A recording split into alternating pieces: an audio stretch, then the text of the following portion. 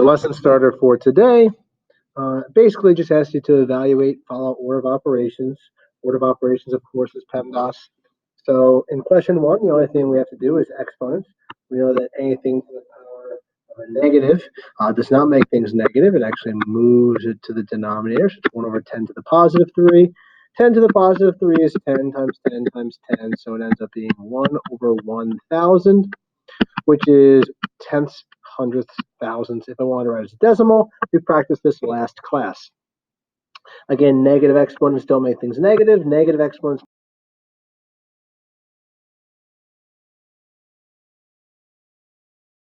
make things smaller. That's a preview for later. Negative exponent, smaller number. Negative exponent is a smaller number. Question number 2, we follow order of operations. So we do 10 squared, which is 100. So it's 6.02, and then times 100. Multiplying by 100 is easy. We can multiply by 100. It's quote-unquote adding 2 zeros, but it's not really adding 2 zeros because there's a decimal in the middle of my number. Actually, what's going to happen is the decimal point is going to move 2 times, so it's 602. Excuse me, the decimal point moves 2 times, so it's 602 when I move it. Number 3, similar, 10 to the negative 2, we know is 1 over 10 to the positive 2, which is to say it's 1 over 100. So now it's 4.3 times 1 over 100. But then again, we know that 1 over 100 is tenths, hundredths. So 0.01 times 4.3. 0.01 times 4.3. 1 times 3 is 3. 1 times 4 is 4. It's 43 again, obviously. But this time there's 1, 2, 3 decimal places. 1, 2, 3. 0.043. It's almost like the 4.3, the decimal moved 1, 2 times, which is not a coincidence. We'll talk about that a little bit more when we get into scientific notation in just a little bit.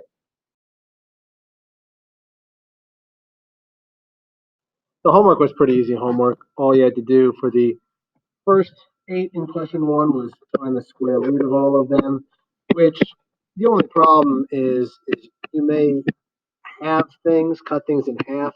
Like you might say that was 200 instead of 20. Remember, it's square root what times itself. Square root of 196 is 14, so that's an is larger than.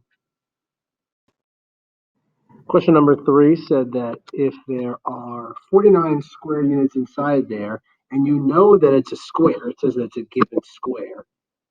The only way for it to be a square and multiplied by 49 is if that's a 7 by 7. That's the only way to have the same number, square, same length on both sides, x and x.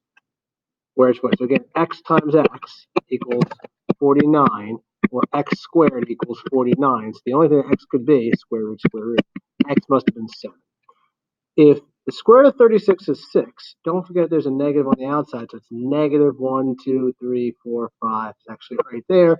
Negative 6. 1, 2, 3, 4, 5. Yep, negative 6 actually right there. The negative's on the outside, not on the inside. All right, square root of 40 is not a nice number. Don't say it's 20. The square root of 40 is somewhere between the square root of 36 and the square root of 49. The square root of 49 is 7. Square root of 36 is 6. So since this is somewhere between those two, this has to be somewhere between 6 and 7. For estimation's sake, let's say it's 6.5, which is, of course, less than 7. Number 6 is asking us to identify which are true. You might say the square root of 18 is 9, but it's not. The square root of 18 is somewhere between the square root of 16 and the square root of 25, so it's a little more than 4. It's certainly not equal to 9. Square root of 144, math fact, is 12. 12 times 12 is 144, so that's true. Square root of 121 is actually 11. So this is a trick question because the square root of 121 is 11, but there's work to do on that side also. 11 squared is actually 121. Does 11 equal 121? No. A lot of times students circle this one because they see, oh, the square root of 121. That's 11.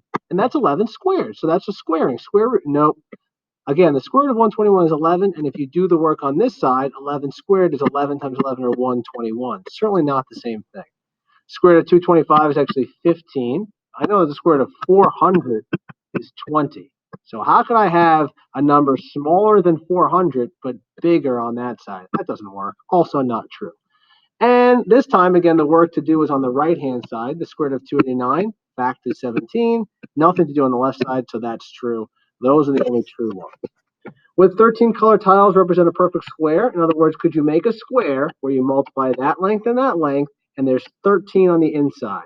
So in other words, x times x equals 13, where the same number squared equals 13.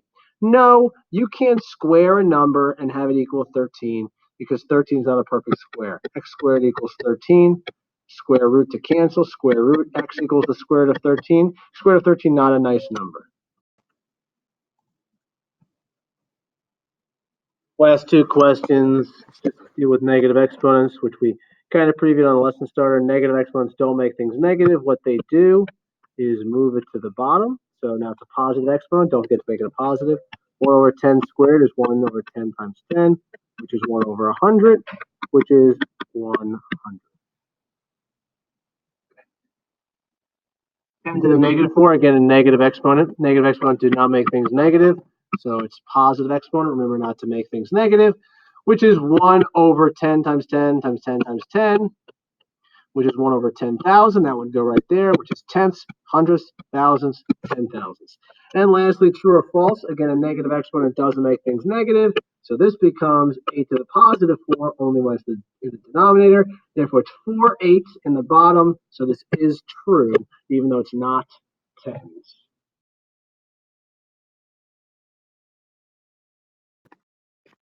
Scientific notation is a way to write numbers in a shorthand version when they're really, really big or really, really small. When we say really, really big, we don't mean like 99. And when we say really, really small, we don't mean like 1. So here's a really, really big number. 23,405,000,000. That's a really big number.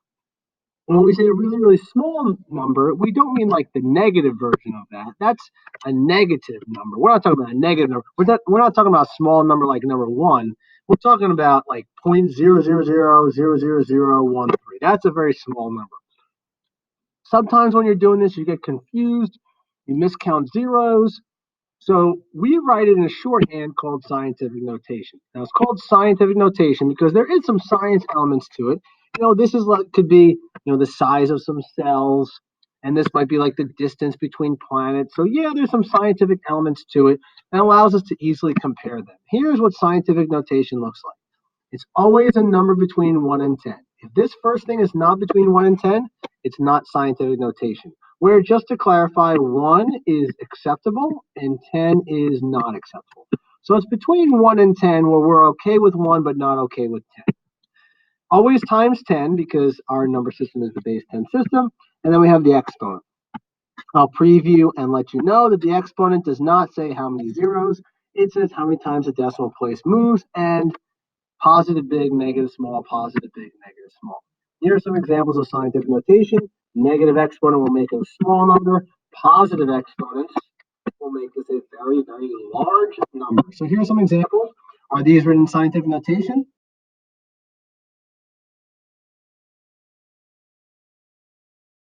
This one is written in scientific notation.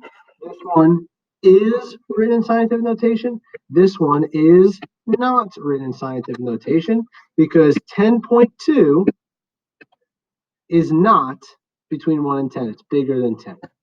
Number 4 is not in scientific notation because 0.43 is smaller than 1. This one is scientific notation, and number 6 is not in scientific notation. That's 3.3, but it's really because that's a 5. It's always going to be times 10.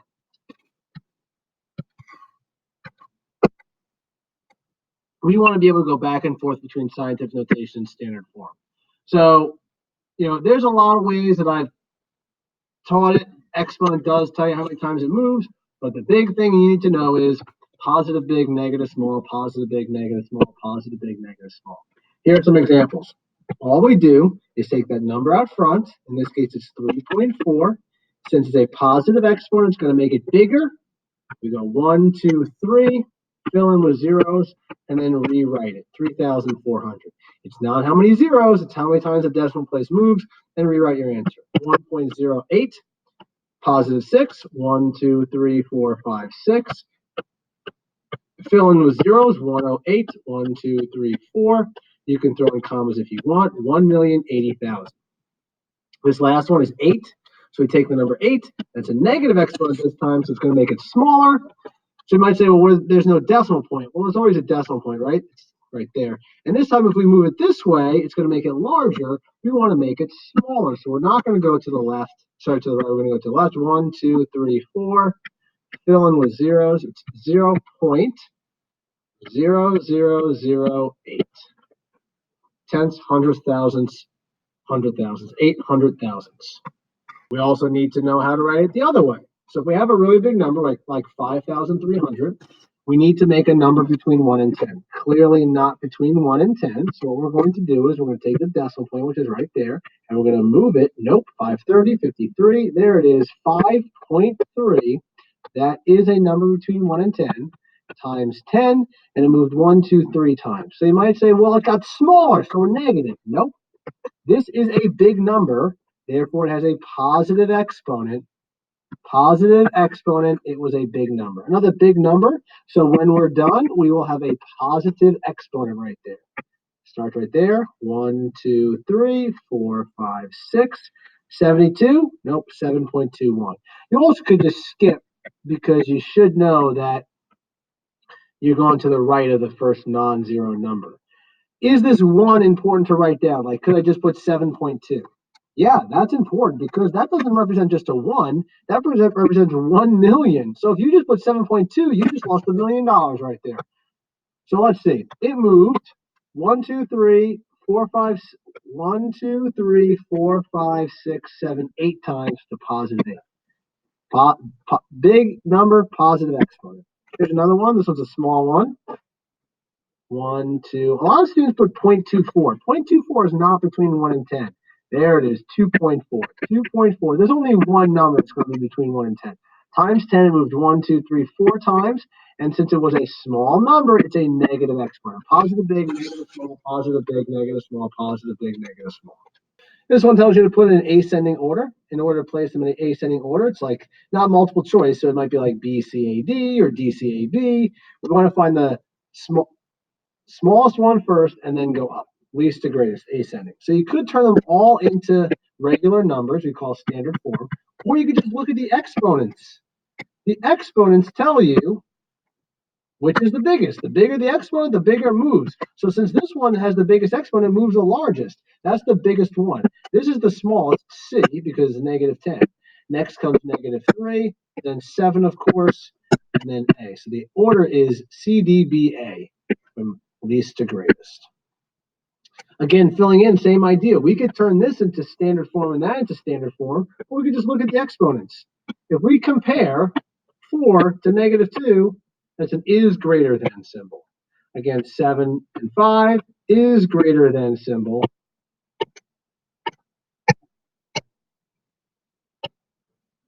And the last one, number 3, they are actually the same. So now that they're the same, we look at the guys in front.